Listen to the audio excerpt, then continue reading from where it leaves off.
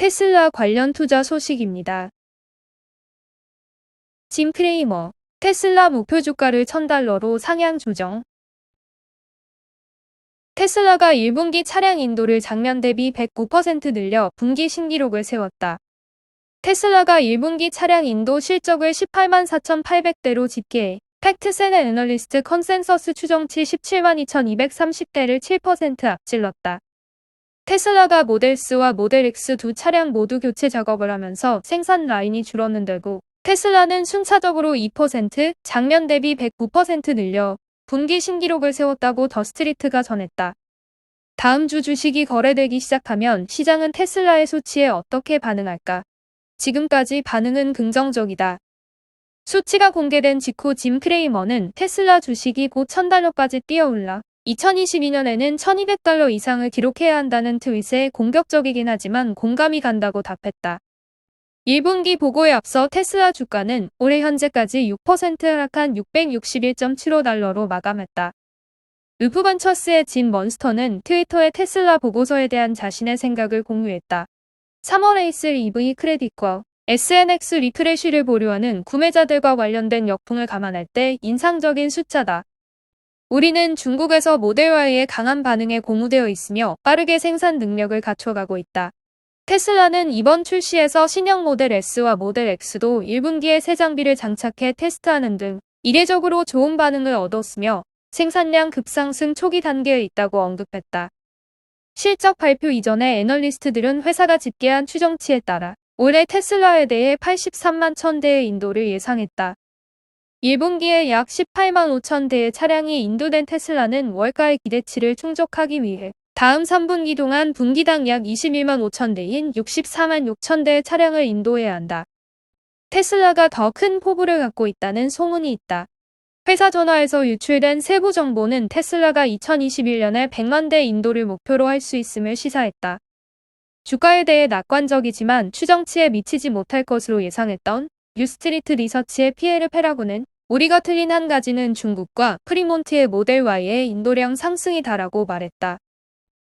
테슬라 관련 두 번째 투자 소식입니다. 테슬라, 상하이 기가팩토리 확장, 모델2 반값 전기차 시작. 테슬라가 중국 내생산 기지인 상하이 기가팩토리의 확장에 돌입했다. 모델 Y를 생산한 지 1년도 되지 않은 시점이어서 상하이 기가팩토리가 테슬라의 핵심 생산 거점이 될 것으로 보인다. 중국 현지 외신 등에 따르면 상하이 기가팩토리 남쪽 구역에서 확장을 위한 기반 공사가 진행 중인 것으로 확인됐다. 해당 구역의 크기는 46만 제곱미터에 달하는 것으로 알려졌다. 상하이 기가팩토리는 현재 연간 25만 대의 테슬라 차량을 생산할 수 있는 생산 능력을 갖췄다. 이번 확장이 완료되면 생산 능력은 연간 45만 대로 증대될 것으로 보인다. 테슬라 라티의 시몬 알바레즈는 확장 부지의 규모는 현재 상하이 기가팩토리의 규모보다는 작지만 모델2로 알려진 2만 5천 달러 전기차를 생산하기에 충분한 규모라며 이번 상하이 기가팩토리 확장이 일론 머스크 테슬라 최고 경영 책임자가 공언한 반값 전기차 생산을 위한 정지 작업임을 강조했다.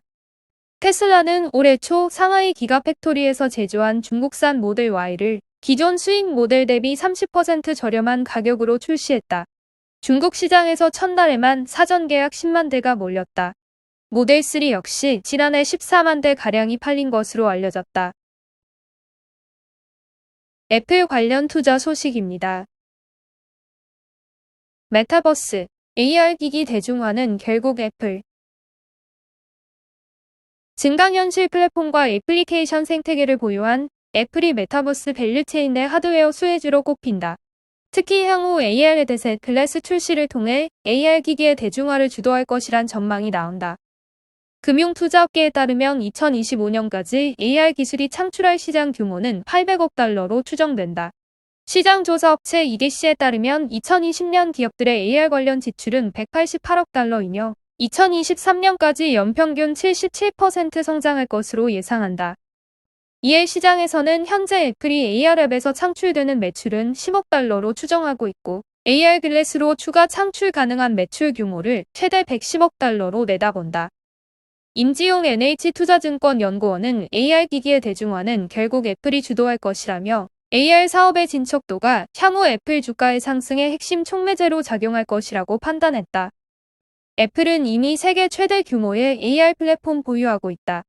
수억 대에 달하는 AR 지원 기기뿐만 아니라 수천 개의 AR 앱이 구비된 앱스토어를 자랑한다. 임지용 연구원은 애플은 하드웨어와 소프트웨어 모두 애초부터 AR을 염두에 두고 설계하고 있다며 향후에는 일, 학습, 놀이, 쇼핑 등 주변 세상과 소통하는 방식을 완전히 바꿀 것으로 예상한다고 분석했다.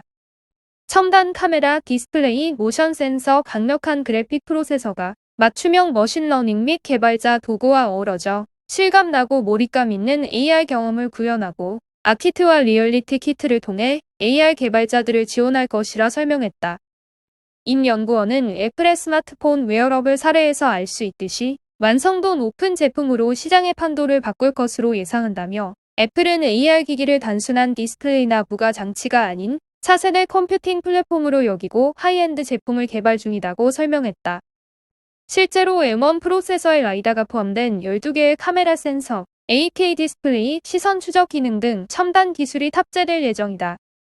임 연구원은 라이다와 TOF 기술 활용에서도 알 수 있듯이 애플의 AR 사업에 대한 의지는 확고하다고 강조했다. 니콜라 관련 투자 소식입니다. 니콜라 버리는 트레버 밀턴, 주식 4,900만 달러 매각. 미국 전기 트럭 업체 니콜라 창업자 트레버 밀턴이 본인 보유 니콜라 지분 중 4,900만 달러가량을 매각한 사실이 외신을 통해 알려졌다.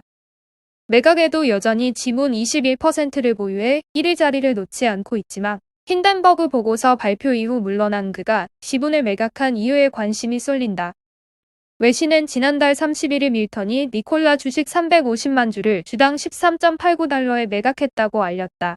주당 가격 93.99달러에 달할 만큼 주가가 높았던 니콜라는 힌덴버그 보고서 이후 최저 10.51달러까지 급 하락한 바 있다. 니콜라는 GM이 배터리 공급, 전기차 기술 전수, 생산 대리 등을 대가로 지분을 소유한다는 소식이 전해지면서 주가가 급상승한 바 있다. 이후 힌덴버그 리서치가 니콜라 전기 트럭이 사기라고 주장하는 내용의 보고서가 발표된 후 개발 진척도와 기술력에 대한 논란이 제기됐다. 해당 논란이 지속되자 지난해 12월 GM은 니콜라의 지분 취득을 취소하고 관계를 끊었으며 현재 니콜라는 2022년 트럭 생산을 위한 공장 가동을 준비 중이다. 나녹스 관련 투자 소식입니다. 나녹스, 드디어 미국 FDA 허가를 받아. 나녹스는 단일 소스 나녹스 ARC 디지털 엑스선을 위한 FDA 510의 허가를 발표했다. 전문 소식통에 의하면 혁신적인 의료 영상 기술 회사인 나녹스 이미지는 단일 소스 나녹스 ARC 디지털 엑스선 설비에 대한 미국 식품의약국으로부터 510의 허가를 받았다고 밝혔다. 나녹스의 회장 겸 CEO인 폴리아키는 단일 소스, 나녹스 ARC 디지털 엑스선에 대해 FDA로부터 510의 허가를 얻는 것은 미국의 정식 승인 경로를 따라 허락을 받아낸 것으로 나녹스에게 있어서 중요한 진전이다라고 말했다.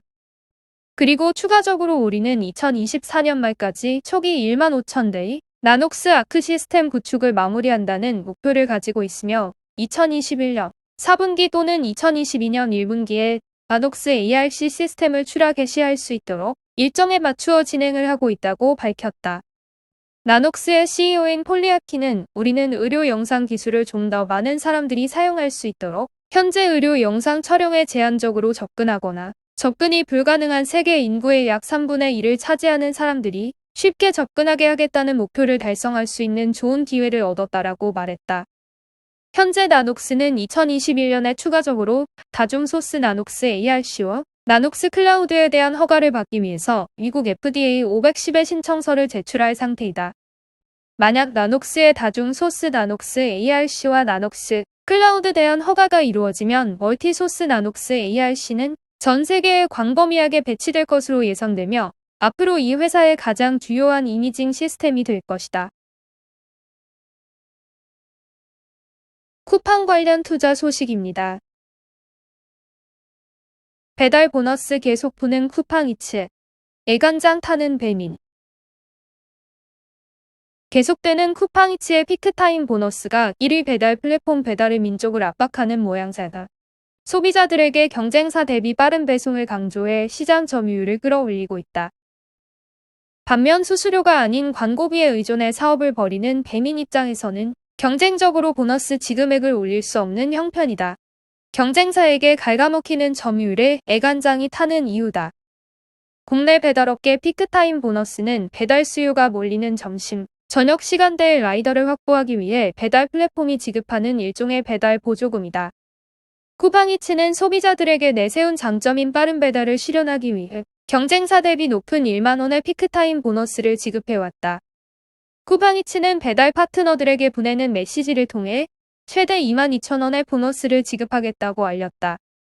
보너스 이벤트를 통해 회당 1만 원, 3회 참여 시 22,000원을 지급한다는 내용이다.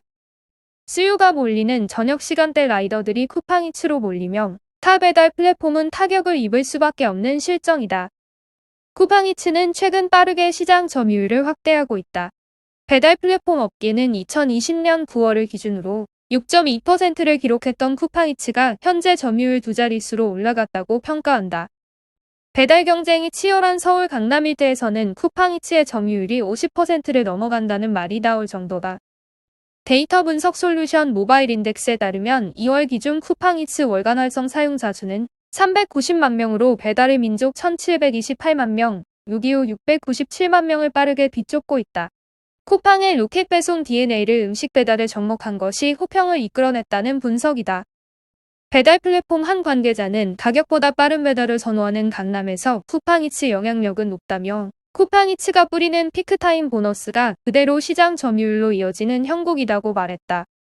배달업계는 쿠팡이츠의 빠른 성장이 쿠팡과 같은 과감한 투자에 있다고 평가한다. 쿠팡이츠는 사업 초기부터 출혈을 감수하면서 투자를 늘리고 있다. 소비자와 배달원을 1대1로 연결하는 것으로 배달 속도를 높였다.